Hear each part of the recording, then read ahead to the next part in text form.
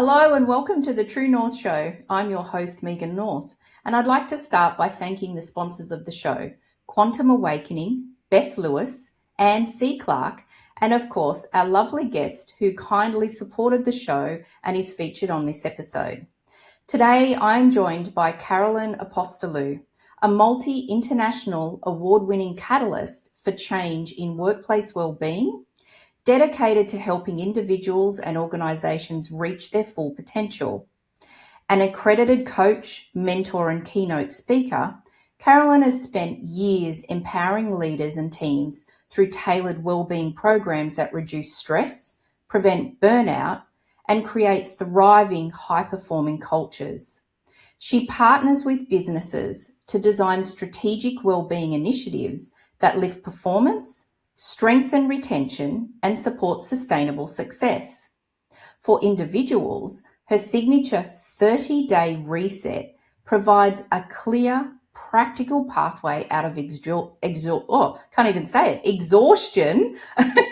replacing overwhelm with confidence, energy, and lasting healthy habits. Whether delivering a keynote or working closely with a team, Carolyn brings warmth, clarity, and a deep understanding of human behaviour to every room she enters. Her work is grounded in evidence-based practice and focus on real-world application. Her mission is simple: to help people take control of their well-being so they can show up as their best selves at work and in life. Because well-being isn't just personal, it's professional power. Carolyn, welcome to the True North Show. I'm really looking forward to our time together today. Oh, thank you, Megan, so much for having me. You are so welcome. So if you're tired of running on empty and watching your well-being slip to the bottom of the to-do list, stay right where you are.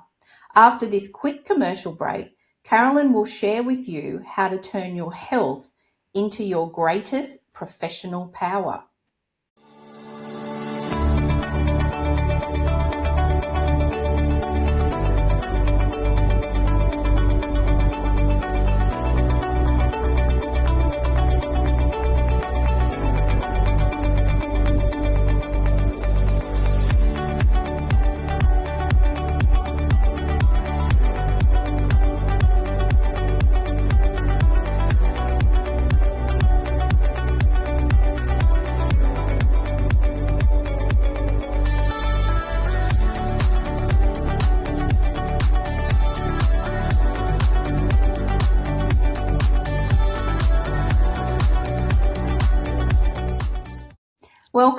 Welcome back, Carolyn. So I'm here with Carolyn Apostolou, a multi-international award-winning workplace wellbeing coach who helps people move from burnout to sustainable high performance.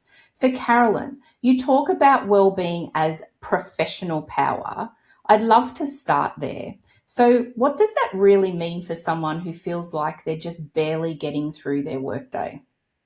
Well, professional power, it's like you've got an edge to yourself compared to everybody else. So when you are aware of yourself and you are prioritizing small, little everyday habits that really help you with your well-being, you can really stand out in front of the crowd. And do you think that professional power then seeps into then personal professional power as well? Of course, making you a better partner, a better mother if you've got children, whatever it might be, and a better friend. Absolutely. Yeah, I love that.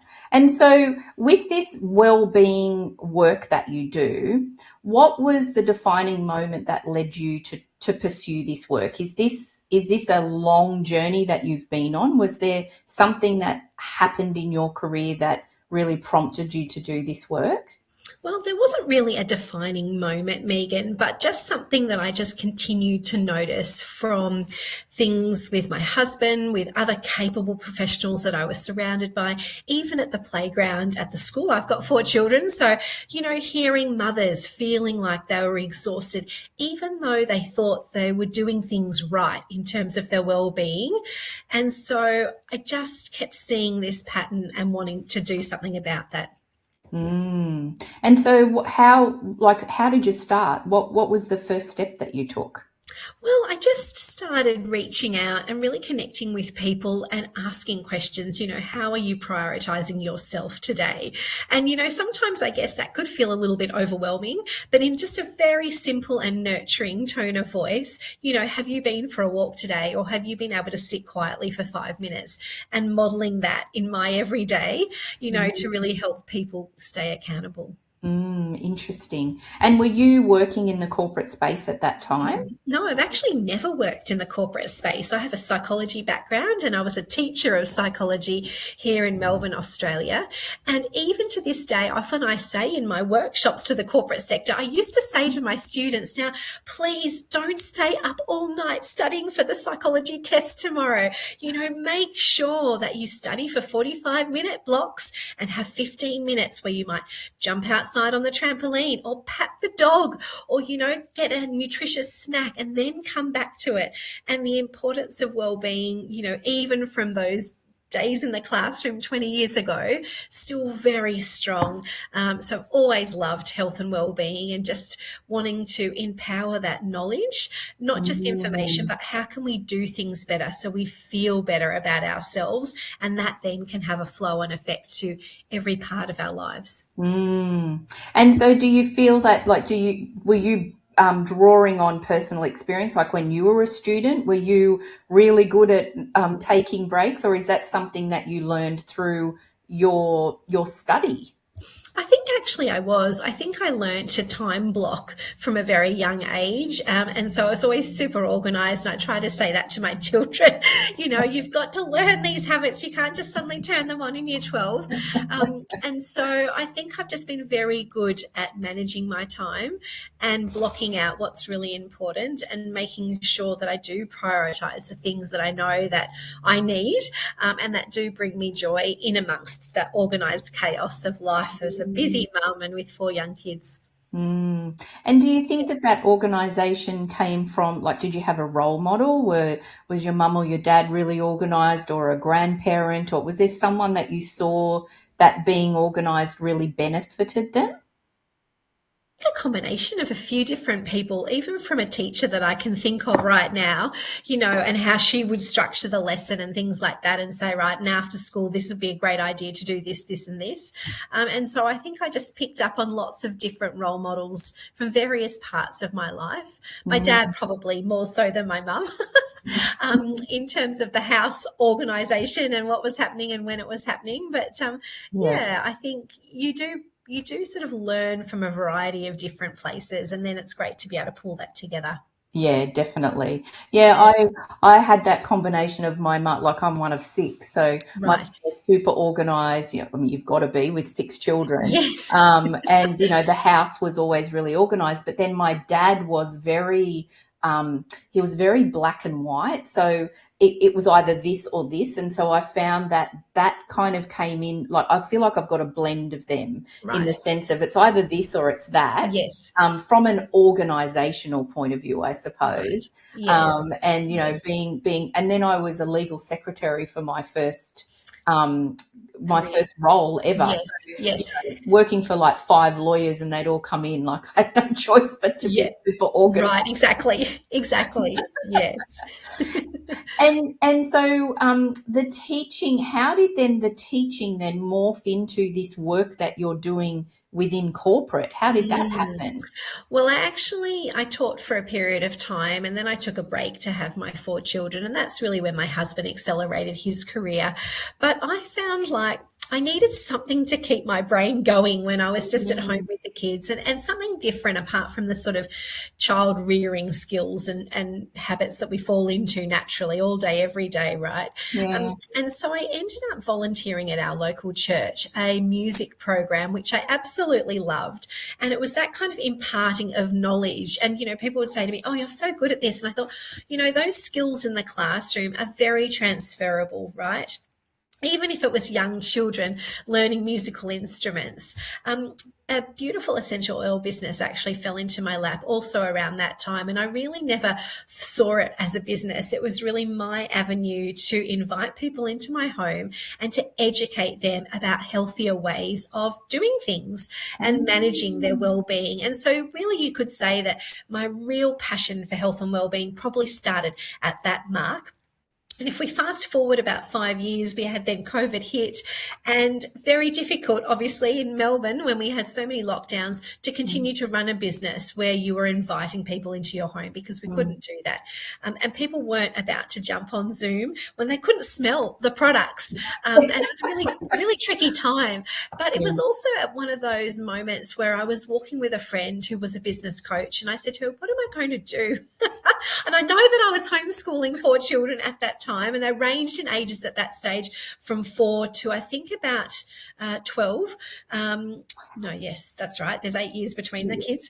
And I just really wanted to empower knowledge. And so I started offering mental health workshops to friends that I knew that owned businesses, because all of a sudden what we'd known for going to the office to work, suddenly everybody was working from home, and they were trying to juggle work boundaries and working from home and children that were homeschooling. How on earth do you do that? So I started to present a mental health workshop on Zoom, just like now. And the friends that had these businesses, you would say to me, gosh, the staff just loved you. They loved your energy, loved what you shared. What else can you talk to them about? We've got a budget for this. Come on, let's go. And so I started to put together a series of what I thought at the time were hot topics in the corporate sector. And now I have 12 topics that I regularly speak on. Everything from work-life balance to managing stress. It could be looking at neurodiversity in the workplace, psychological safety, which is a sort of a buzz term at the moment because we've got new legislation here in Australia around that. So many different topics under the health and wellbeing umbrella. And I just love that. And I think those skills as a psychology graduate and then teaching in the classroom and having all those pairs of eyes on me, for 75 minutes, it's just the same when I'm in a boardroom with corporate staff or support workers or whoever it might be. I love empowering knowledge and sharing it in really bite-sizable chunks of information so that people can take it away and implement that straight away. Wow. And so it was a real combination, wasn't it, of your study and what you learned from, I guess, a scientific point of view to then what you were experiencing personally and what you were hearing from others. And I think that that's probably where that beautiful blend comes for the things that you do, because people want to understand it, but then they also want to be able to relate to it. Exactly. And I was seeing that, like I said in the very start, I was seeing this with my husband, in a very high pressure job. I was seeing it in the other professional women and men around me. And I was even seeing it in the playground with women, and really feeling overwhelmed by life's challenges with balancing work and home duties. And how can I support them to do wellbeing better so that they prevent themselves burning out? Wow, it's so interesting. And so you work closely with leaders and organisations. So what do you think that the biggest wellbeing challenges are that you're seeing right now? And why do you believe that wellbeing is a leadership issue, not just a personal one? Let's start with that second question, because I think when the leaders model good wellbeing habits, that filters down to all employees. So when you see a leader of an organisation or the top-heavy staff, putting their sneakers on and getting out of the office for lunch, or bringing their lunch to the tea room and, chatting with other staff members, that is wonderful to see because it encourages other members of the workplace to do the same.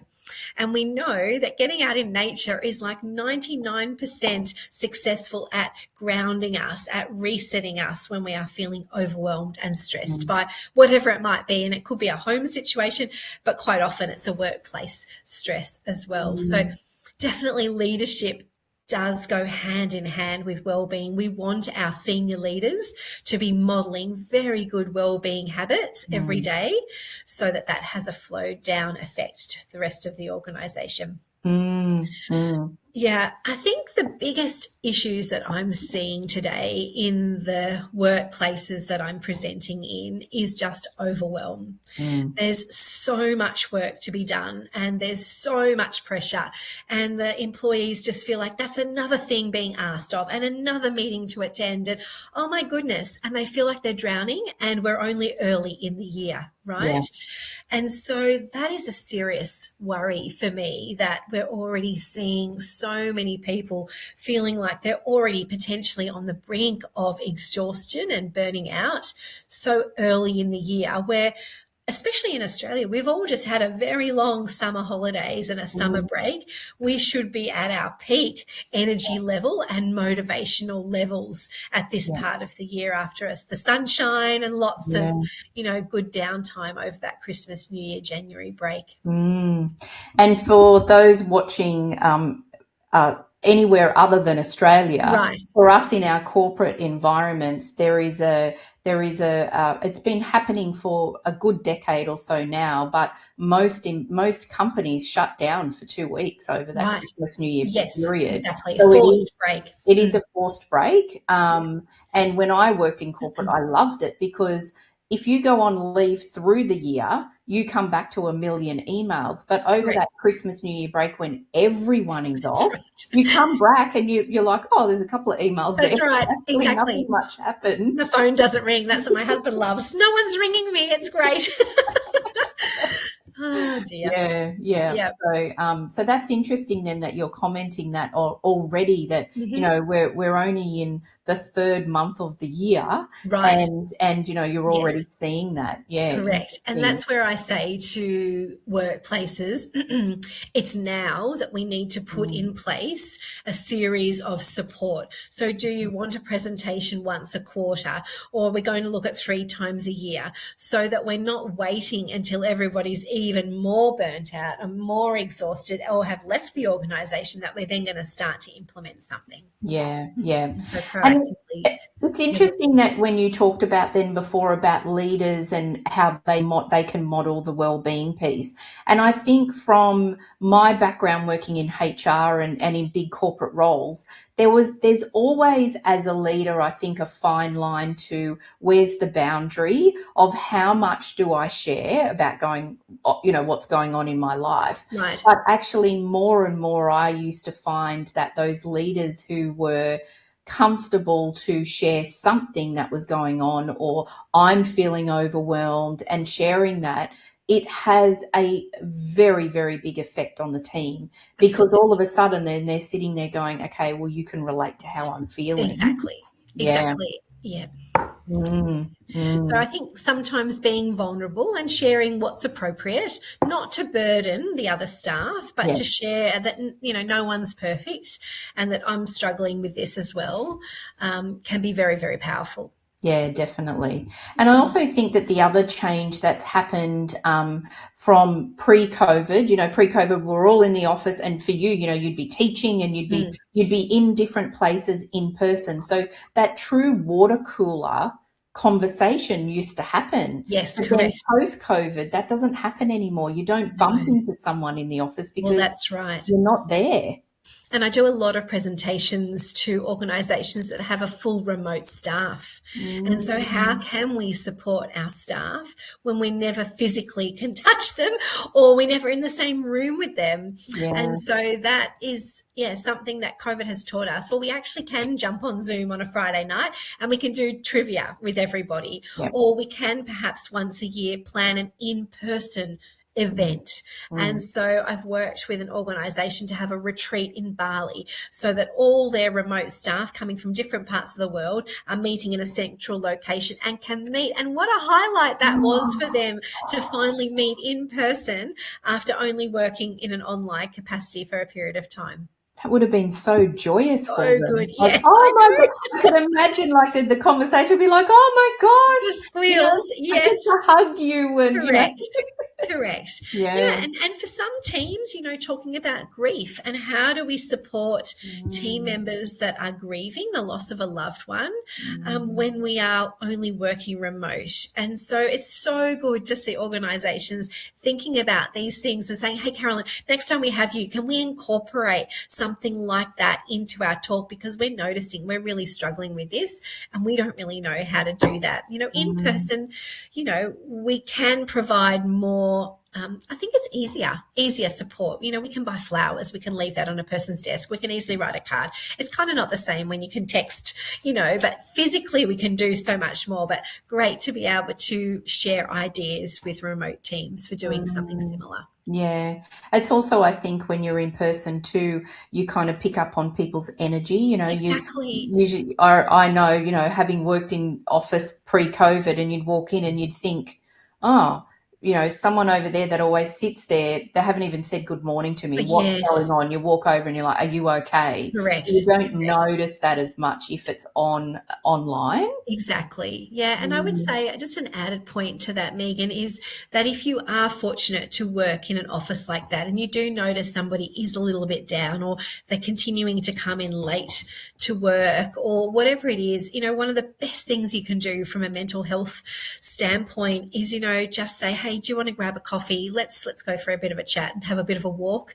yeah, And, side by side, not grilling them, but just really checking in to say, hey, I've noticed that you don't seem your usual self. Is there anything that, you want to chat about or can I support you with? So yeah. it is definitely much easier in person Yeah. and to notice those things exactly as you mentioned. Absolutely. And that's actually a really good point you make too, Carolyn, because I do a lot of work in mental health as well. And a lot Mm, of people feel they notice that something's different about someone, but they are worried, not about specifically asking the person if they're okay, but the concern is, what do I do if they tell me they're not? right. So I Yes. think that Yes. if that does happen with people, then, maybe do a little bit of research on if that response from that person isn't great, how can I push them toward, or sorry, not push them, point them towards Encourage some them. help? Absolutely. And a Yeah, first point of call is always your local general practitioner. yeah, Most workplaces have got fabulous EAP yeah, providers, and there are psychologists that the workplaces pay yeah, for you to see. And yeah, so that is a wonderful opportunity for people to take advantage of if they're yeah, not feeling 100% or they need to talk to somebody. So don't be scared by the response, even if yeah, it is that they are not okay and yeah, they need help. You're just there to guide them then to taking the next step and to seeing yeah. somebody professional. Absolutely. Yeah. Or even just by asking someone if they're okay. If you're Mm. not, sometimes just someone feeling that someone's noticed, it can make a really big difference in someone's life as well. Yes, yes, for Yeah. sure. Yeah. It's a simple, question to It ask. is, So and one that we really do need to be using more frequently. yes, definitely. Yeah, Yeah. yeah. So when someone feels overwhelmed, and they don't know where to start, what's Mm. the first thing you focus on with them? Right. Well, can I teach you a word, Megan? A word that you probably already know, but each of those letters in the word is going to stand for something. And so I'd like to introduce the word of shine to you. Shine. Now, Okay. shine is a great word. Now, I like to use shine to stand for certain healthy habits. Now, you don't need to start with all of them in the one go, but you could start with one of these things. And so the S said at a similar time every night, waking up around the same time every morning, super important. For Yeah. people that want to release weight, you need to be making sure you are actually sleeping well. So protect your sleep as much as you possibly can. And if you Mm, are somebody that does struggle with sleep, there are certain tips that I can give you. Trying to go to bed at the same time and wake up at the same time is definitely the first one. yeah. Having a nice cool room can be really Mhm, good. You mm, might like to try some like essential oils or something that's very relaxing so the environment is nice and calm. And if you can avoid working in the bedroom, that's a bonus because we want to keep that calmness. We don't want to be sort of lying in bed and seeing our desk in the same bedroom. And I know some people have to work in their bedroom, but if possible, if you can move your workspace or your workstation out of the bedroom, that would be really an advantage. Now, the second thing, if you don't want to work on sleep, you could work on the H, which stands for hydration. And so everywhere I go, I've always got a drink bottle with me. Yes, you've got your water. Fantastic. And I encourage all my clients to aim to drink 1 litre of water by 11 o'clock in the morning and a second litre by 2 o'clock in the afternoon. Now, you can work out the equivalent in gallons. I'm not sure what it is for our US audience, but having a bit of a goal by mid-morning is wonderful. And think about if hydration is going to be the one thing you're going to target. Think about waking up and having a glass of water. So that's about 250 mils. And depending on what you have for breakfast, if you make a smoothie, you can count that as water. If you have a cup of tea with your toast or whatever it is, that is also included in your tally. So you're actually getting pretty close to that 1 litre by 11 o'clock without really realizing. Now, when I'm in the car, I drive my kids to school in the morning. I usually take my drink bottle with me, and often when I get a red light, I have a big sip of water. So I can even fit like a litre of water by the time I get back after that hour of dropping to four kids in 3 different locations. So I think hydration, many people are dehydrated, and that is a really healthy habit that you need to make sure that you are drinking a lot of water to flush your system, but also to keep your body really acting and performing in the best way possible. And we know that our cognition is much better when we are not dehydrated too. So if you can get the majority of water into your body by 2 o'clock in the afternoon, that's then out of your body by the time you go to bed. You shouldn't be up all night. People always say to me, I'm going to be running to the bathroom all the time. And I said, well, your body will get used to it. And even if you get that first litre done early in the day, and if it does, you don't get that second litre in by early afternoon, that's okay. But we really want to have a good goal. And most people do need about 2 litres of water a day to properly help their bodily systems. Right. The I stands for intention. And so if you have not ever journaled at the start of the day, some people do like it at the start of the day, other people prefer that at the end of the day, just to set your intentions for the day. What are you grateful for that has happened or is about to happen? And just to get in the right headspace, that can be a really powerful, healthy habit that often gets overlooked. Love that. The N in shine stands for nutrition. So always thinking, what is on the end of my fork? How is this going to fuel my body and give me the energy so that I can be at the top of my game?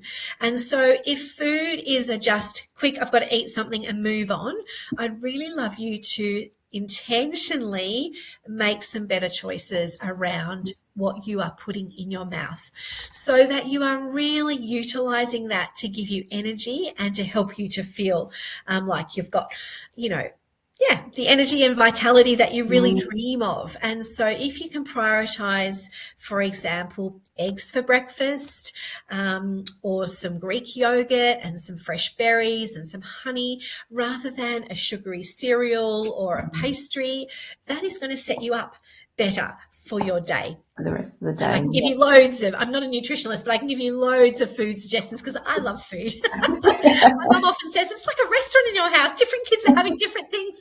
I'm like, well, they're all healthy options. And actually, they're pretty quick. If somebody wants crepes, there might be a scoop of protein powder in the crepes. So I know that that's going to fill them up. I've got one child that loves smoothies and eggs. You probably laugh when I tell you I buy 60 eggs a week because with the 6 of us in the house, and most people are having eggs every day, whether they be for breakfast. Some of the boys are having hard-boiled eggs often after school. There's always an egg thrown in somewhere in something. Thankfully, no egg allergies in our house. You need to get some chickens. Yeah, I should probably, yes. I don't think they could lay as fast as how many I go through, though. Anyway, getting back to the last letter in Shine obviously is E for exercise. And I just really encourage people, and that can be gentle movement, just walking. Yeah. If you can handle just walking, can you give yourself a bit of a stretch goal? Could you do Pilates on one time during the week? If that's easy, can you think about lifting some weights? And we definitely know, and if our audience, is over the age of 40, definitely we need to be making sure we are lifting weights. And that doesn't mean to be super heavy, but just gaining strength, right? So that we are having healthy bones, healthy muscles, and we're really preventing any foreseeable accidents and falls and things down the track. So it really helps our metabolism and gives us the energy and the vitality that we all dream about. So exercise, whatever that might be that you enjoy doing, I want you to make sure it's something that you enjoy doing. So if going to the gym is not for you, then find something else. Find something else. Yeah, Yes, I love exactly. that. I love that. But if you can remember, shine. And if you're overwhelmed by doing everything, my real advice is start with one thing. Just choose one of those pillars to focus on. And then when you've got that under wraps, you've got your hydration sorted, right, sleep could be the next thing that you're going to really protect. Yeah. And then it might be the food or the exercise or something like that. Wow, that's amazing. Thank you. Welcome. Thanks for sharing that. That's incredible. I love it. I love it. I find that those principles tie into all of my presentations. Yeah. Because for us to really shine in life, we are meeting a lot of those healthy pillars. And when we do, that can make us better at managing our stress.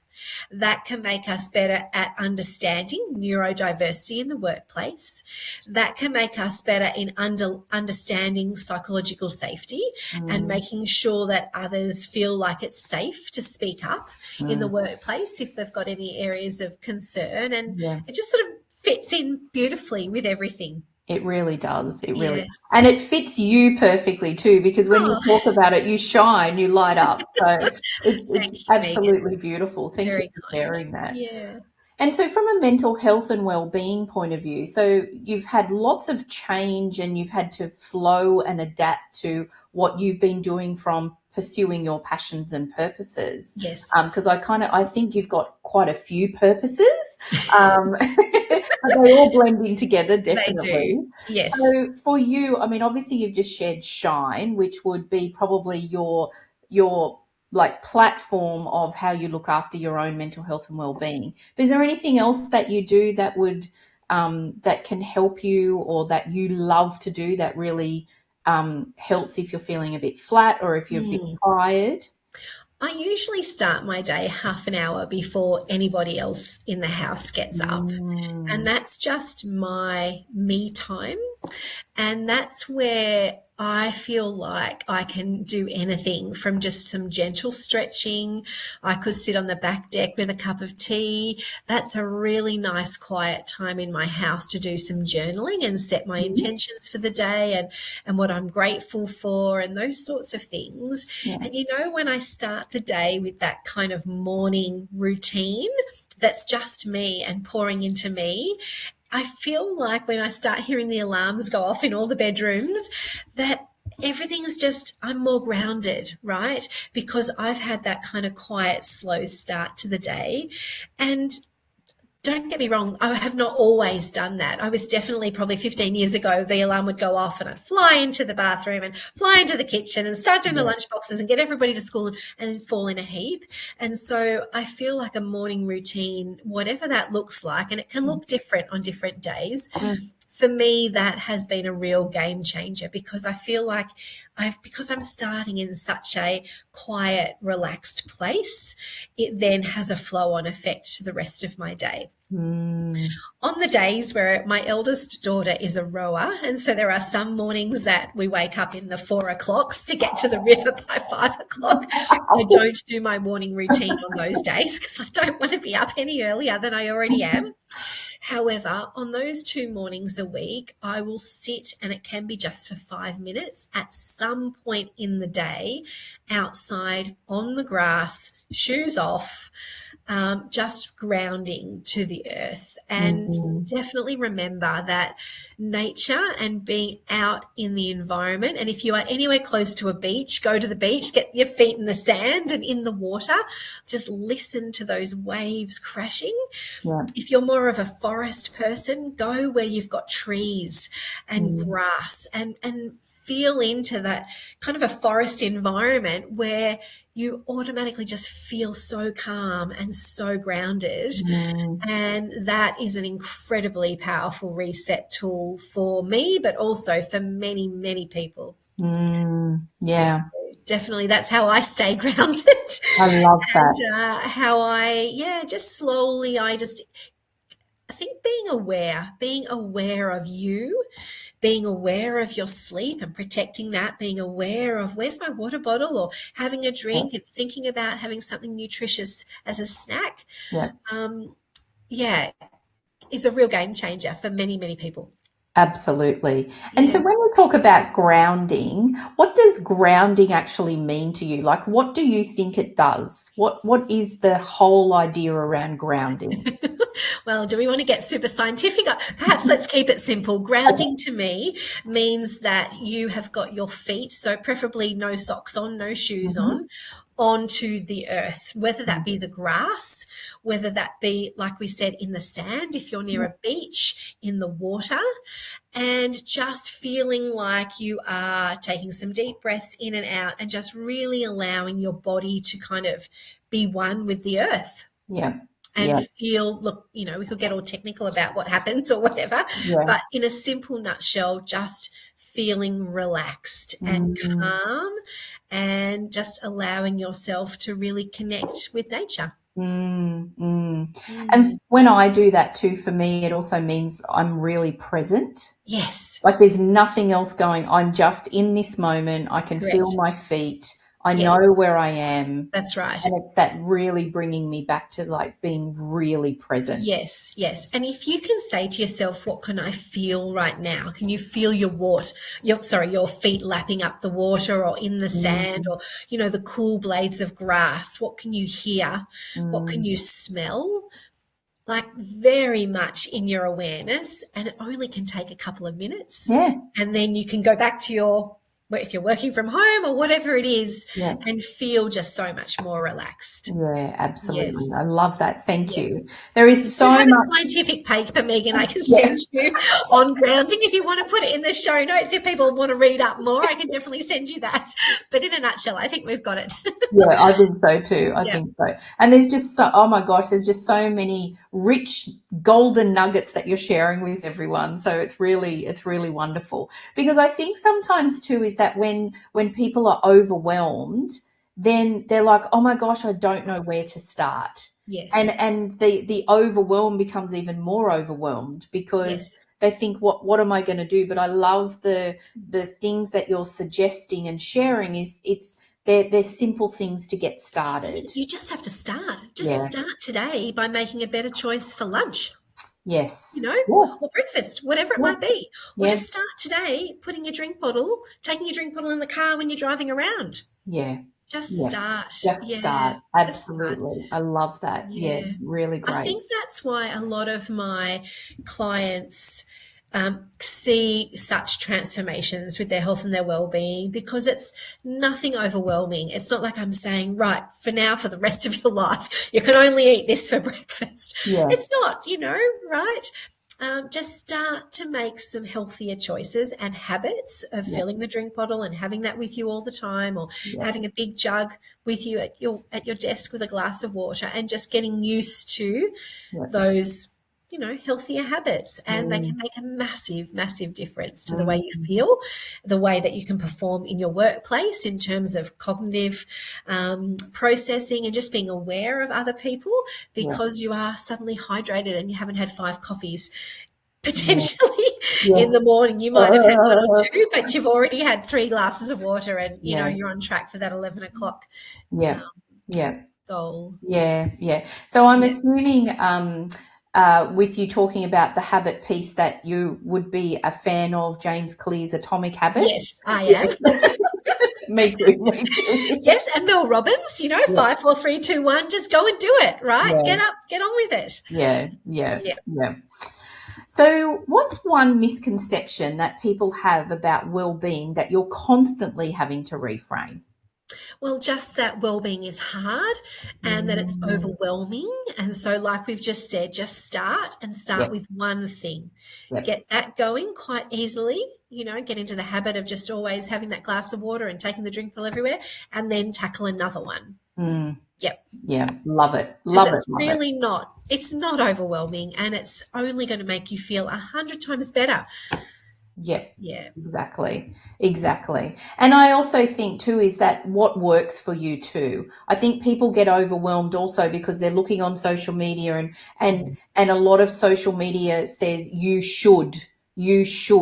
And that then also gives people, I think, a little bit of anxiety because it's like, okay, well, I should be, I don't know, blah, blah, blah. But that's not going to work for me. Well, that's right. What works for me, what works for you, and also what's exciting and attractive to you too, in the sense of what lights you up when you think about doing exercise. That's why I say choose something that you enjoy. And if it is swimming or playing tennis, then great. Do that a few times every week. Most of us incidentally walk about 4,000 steps a day, unless we are very sedentary or very overweight and we have trouble moving. Most of us would do that without really even thinking. And that can just be walking around the house, putting away washing, walking to the front door, walking and getting the mail, hanging some washing outside, going up downstairs a few times a day for kids or whatever it might be. And so think about, can you set yourself a realistic goal? Can you actually walk to the local shops to pick up bread or milk or something from the butcher? Or can you walk kids to school? I am so fortunate. I love that my youngest is still at our local primary school and I get to walk her every morning and every afternoon, unless the weather's really poorly, because it is a bum fight in the car trying to find parking. There are parking inspectors everywhere, and I am so much more relaxed for being able to walk there.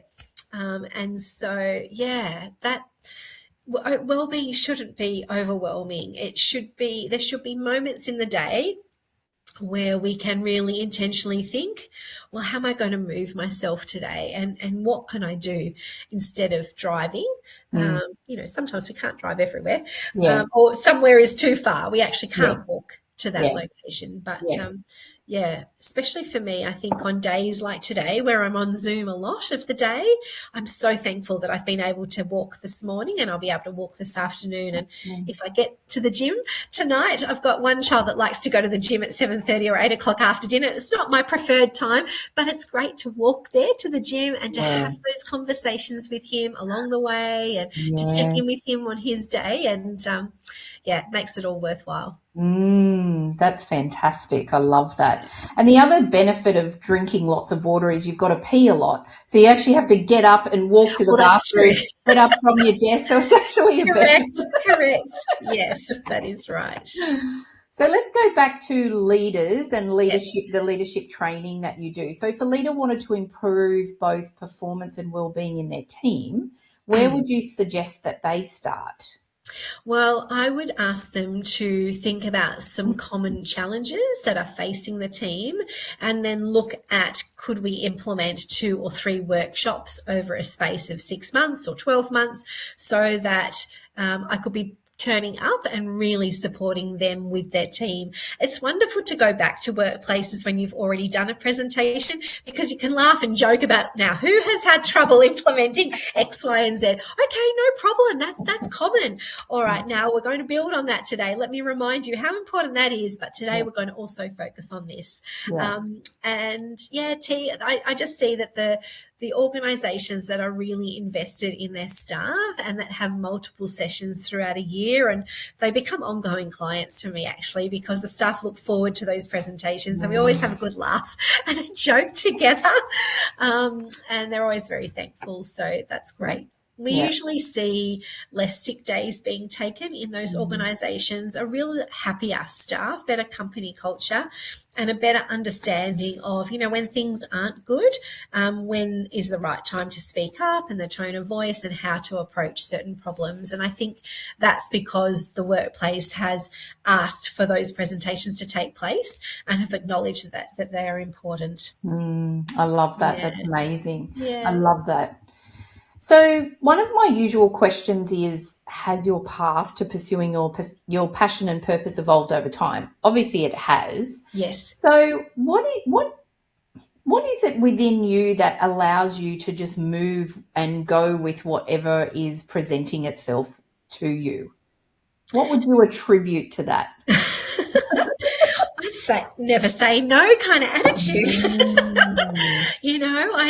I always think that there are just opportunities come my way often, and I always say yes and then work it out later. And I think that's just a wonderful skill to have, unless something feels really not aligned or I would really be out of my depth. If it's in the health and wellbeing space, but it hasn't been something that I've considered before, I always say yes. Let's work out how to make that work. And so would that be advice that you would give someone who is just starting out and wanting to pursue or to start to discover their passion and purpose? I think so, because I think lots of doors open, and when things come to you, if you're very closed and you're closed-minded, but you're sort of not really willing to explore and see what might happen, that could prevent the business really having a lot of success. But if you're a little bit more open to different opportunities, and things happen for a reason. I was in a workplace once, and one of the employees in the session said, "Oh, this is really terrific. We should have a whole day of this. I wish we could have a whole day of this." Well, so then the organization said, "Well, yeah, could you put together a outline of what you would cover if we did like a day workshop or a half day workshop?" And so, I had my whole idea originally was present an hour workshop and have time for questions, and that was it. Go home, be finished. And now my offer is I could do a half day. I could do a full day. When someone said, "Oh, the full day was so good, I wish this is an overnight," that's when my retreats came about, because I thought, well, let's see if we can go away for a night. Now, lots of accommodation places that you look online have a 2-night minimum. So I started running a leadership and wellbeing retreat for 2 nights. And I thought, how can I make this work? Well, people could arrive the first day after work. So that's kind of the first night. And then the whole next day can be a full day. That's my whole day program. Yeah. And then they sleep that night, go home the next morning. Well, so successful. It's now become a 3-night offering.